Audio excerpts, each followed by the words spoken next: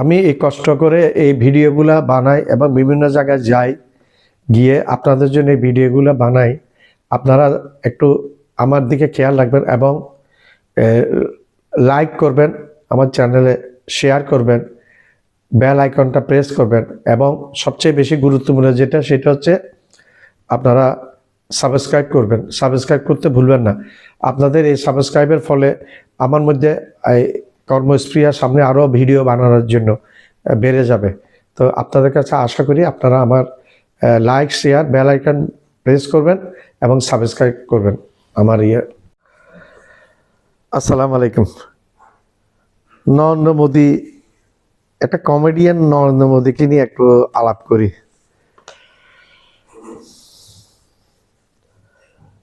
ভারত তো আর খুঁজে পায় নাই, ভারতের একটা চাওয়ালাকে প্রধানমন্ত্রী বানিয়েছে, তার মাথার মধ্যে আর কি থাকবে। পাশাপাশি আমাদের ডক্টর ইউনূস সাহেবের এক দাঁতের বুদ্ধিও তার কাছে নাই। ডক্টর ইউনূস সাহেব 4 মাস আগে ক্ষমতায় আসার পর থেকে মোদীকে দৌড়ের উপর রেখেছে, যা বাংলাদেশের ইতিহাসে কোনো ব্যাটার হ্যাঁ কুলায় নেই। এইভাবে দৌড়ের উপর রাখা নরেন্দ্র মোদী রীতিমতো ডক্টর ইউনূস সাহেবকে ভয় পায়, ভয়ের মধ্যে রেখেছেন ডক্টর ইউনূস সাহেব।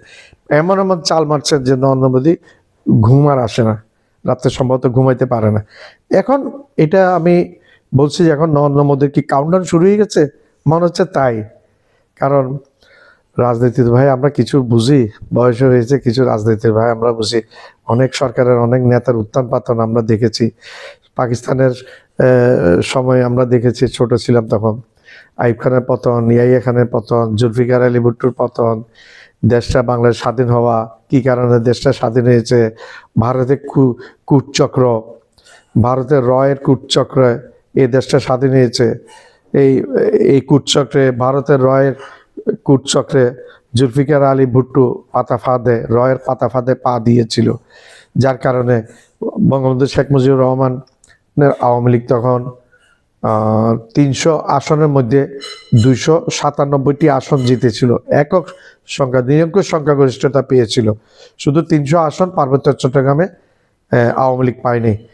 তদ্রুপ জুলফিকার আলী ভুট্টো পাকিস্তানে সংখ্যাগরিষ্ঠতা পেয়েছিল, কিন্তু ওইখানে আসন সংখ্যা কম ছিল, আমাদের এখানে আসন সংখ্যা বেশি ছিল, 300 আসন।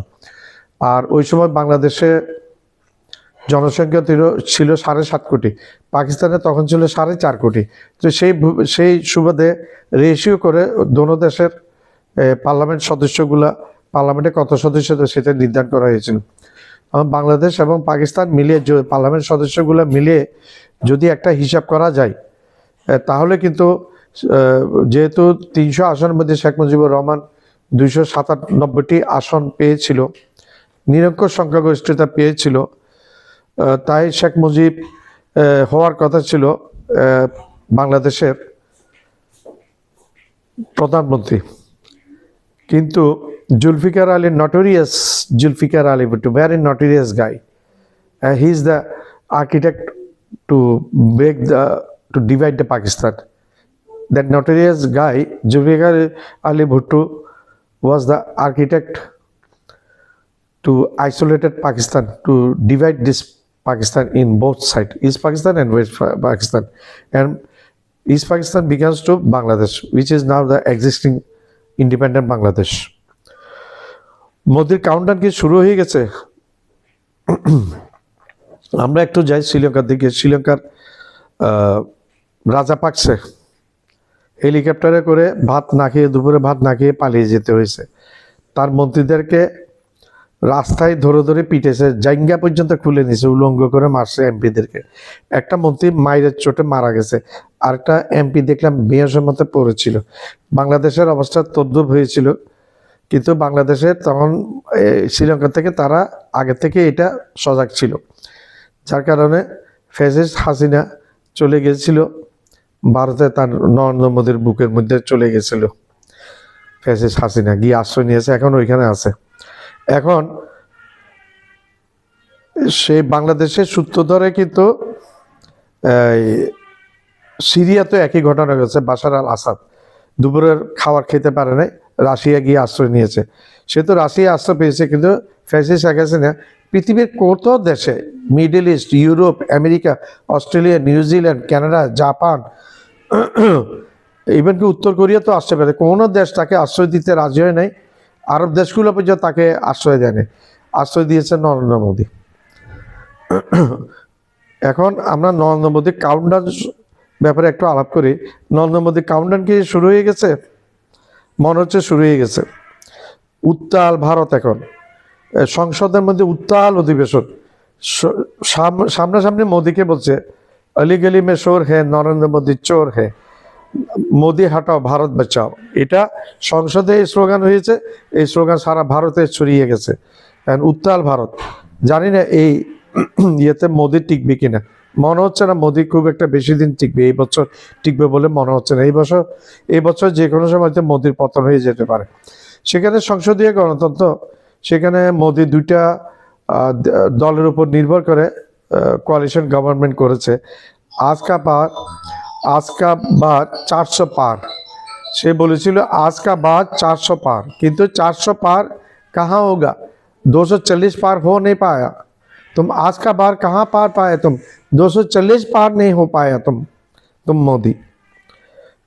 और अभी तुमको कोaliशन गवर्नमेंट करने हुआ नायडू का साथ और दूसरे एक जो है उसके साथ मिलके कोaliशन गवर्नमेंट। बड़ा बड़ा लेक्चर देता तू और तेरा होम मिनिस्टर आदित्य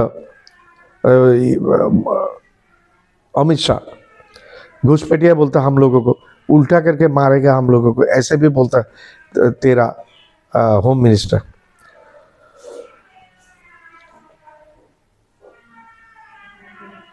যোগী আদিত্যনাথ উত্তরপ্রদেশের মুখ্যমন্ত্রী, সে তার নাম হচ্ছে বুলডোজার মুখ্যমন্ত্রী। সে মুসলমানদের স্থাপনাগুলো, মসজিদগুলো ভাঙার কাজে লিপ্ত।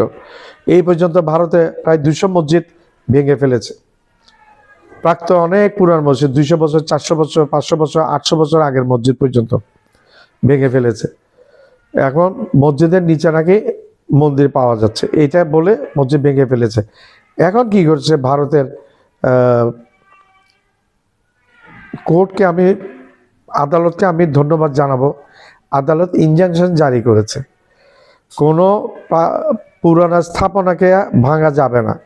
এটা বলে কোনো একটা অজুহাত দিয়ে কোনো পুরানা স্থাপনা ভাঙার উপর আদালত নিষেধাজ্ঞা জারি করেছে। আমি ভারতের আদালতকে ধন্যবাদ জানাই। অনেক দিন পর ভারতের আদালতের শুভবুদ্ধির উদয় হয়েছে। মোদির উপর খেপেছে সমগ্র ভারতবাসী। বাংলাদেশের মানুষরা আছে পছন্দ করে না মোদিকে। বিশ্ব বেহায় একটা মোদি। বিশ্ববাজারে যেখানে এক দেশের সাথে অন্য দেশের সম্পর্ক নির্ভর করে ব্যবসা বাণিজ্য সহ সবকিছু উপর, ব্যবসা বাণিজ্য সবকিছু এক দেশের সাথে আরেক দেশের সম্পর্কের উপর নির্ভর করে। মোদি এবং অমিত শাহ বাংলাদেশ প্রতিবেশী 7টি দেশকেই শত্রু বানিয়ে ফেলেছে। এই বিজেপি সরকারের প্রধানমন্ত্রী মোদি এবং অমিত শাহ বাংলাদেশ সমগ্র 7টি প্রতিবেশী দেশকে শত্রু বানিয়ে ফেলেছে। বাংলাদেশে ভারতের রপ্তানি বাজার ছিল প্রায় $16 বিলিয়ন, তাও তলানিতে গিয়ে ঠেকে গেছে। তারপরে ভারত আমাদেরকে স্যাংশন দেয়। আরে বেটা, তোরা তো বেচতে পারবি না, তোর আলু পচতেছে, তোর পেঁয়াজ পচতেছে, হ্যাঁ, তো সব কিছু পচতেছে। শেখ হাসিনাকে আশ্রয় দেওয়াতে ভারতের সাথে বাংলাদেশের সম্পর্ক গিয়ে ঠেকেছে তলানিতে। এখন বাংলাদেশের কোর্টের আদেশ অনুসারে একটা লিগেল ওয়েতে একটা চিঠি দিয়েছিল ভারতকে, শেখ হাসিনাকে বন্ধু বিনিময় প্রত্যর্পণ চুক্তি অনুযায়ী ভারতকে শেখ হাসিনাকে যেন বাংলাদেশকে ফেরত দেয়। আমরা বন্ধু বিনিময় প্রত্যর্পণ চুক্তিতে আওতায় আমরা ভারতকে উলফা আন্দোলনের নেতা অনুপ চেটিয়া, পরেশ রাওকে আমরা ফেরত দিয়েছি। ঠিক আছে, তুমি মোদি রাখছো, তুমি যেন এত ভালোবাসো রেখে দাও তোমরা। এটা আমাদের কাছে বলটা তোমরা পাঠিয়ে দিয়েছো, ট্রাম্প কার্ডটা এখন আমাদের হাতে। তোমাদের ভবিষ্যতে যদি তোমাদের কোনো স্বৈরাচার, কোনো সন্ত্রাসী মানুষ হত্যা করে ভারতের বিরুদ্ধে অঘটন ঘটিয়ে যে বাংলাদেশে আশ্রয় নেই, আমরা তাদেরকে সুন্দর করে পালবো এবং নিরাপদ জায়গায়, তোমরা হাসিনাকে যেভাবে নিরাপদ জায়গায় আশ্রয় দিয়েছো, একই রকম নিরাপদ জায়গায় আমরা আশ্রয় দিব। সেই জিনিসটা তুমি মোদির সৃষ্টি করে দিয়েছো। ধন্যবাদ।